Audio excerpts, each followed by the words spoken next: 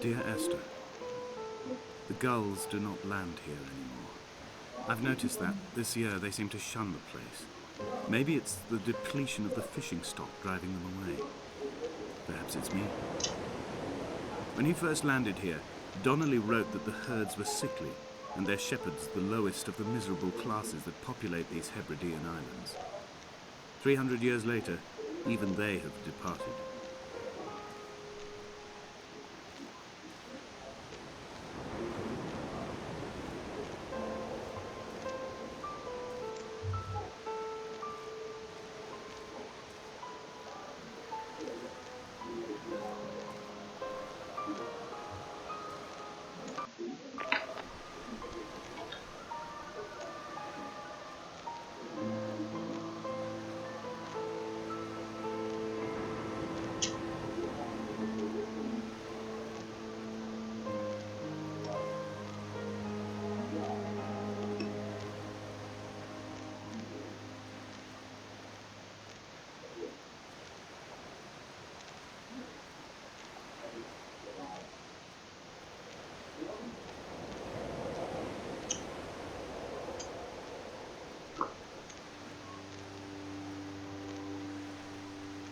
There was once talk of a wind farm out here, away from the rage and the intolerance of the masses. The sea, they said, is too rough for the turbines to stand. They clearly never came here to experience the becalming for themselves. Personally, I would have supported it. Turbines would be a fitting contemporary refuge for a hermit. The revolution and the permanence.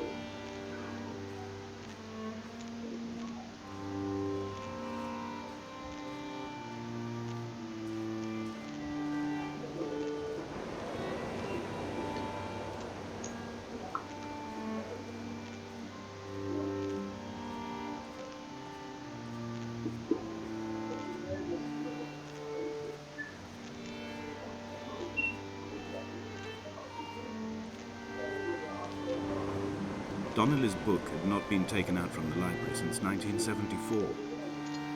I decided it would never be missed as I slipped it under my coat and avoided the librarian's gaze on the way out. If the subject matter is obscure, the writer's literary style is even more so. It is not the text of a stable or trustworthy reporter. Perhaps it is fitting that my only companion in these last days should be a stolen book written by a dying man.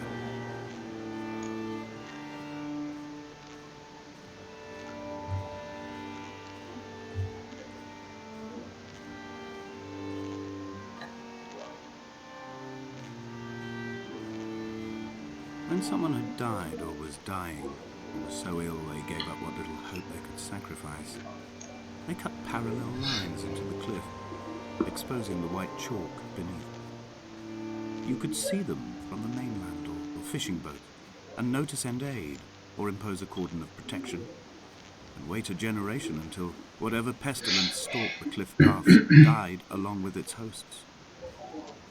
My lines are just for this. To keep any would-be rescuers at bay. The infection is not simply of the flesh.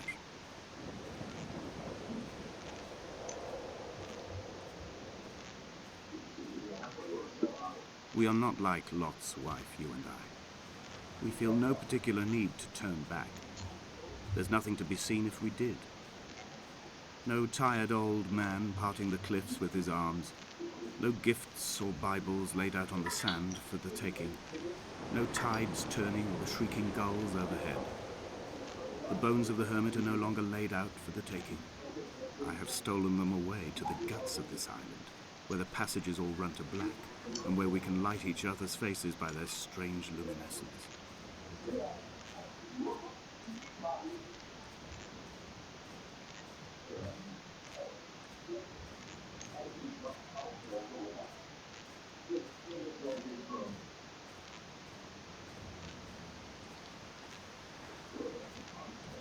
Dear Esther, I met Paul. I made my own little pilgrimage. My Damascus, a small semi-detached on the outskirts of Wolverhampton. We drank coffee in his kitchen and tried to connect to one another. Although he knew I hadn't come in search of an apology, reason or retribution, He still spiraled in panic, thrown high and lucid by his own dented bonnet. Responsibility had made him old. Like us, he'd already passed beyond any conceivable boundary of life.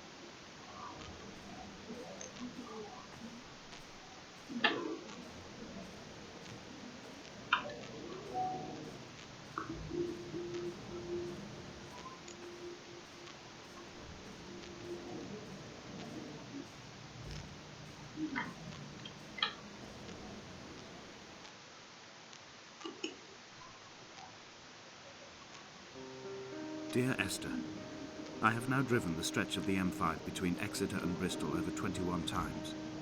But although I have all the reports and all the witnesses, and have cross-referenced them within a millimetre using my Ordnance Survey maps, I simply cannot find the location. You'd think there would be marks to serve as some evidence. It's somewhere between the turn-off for Sanford and the welcome brake services. But although I can always see it in my rear-view mirror, I have as yet been unable to pull ashore.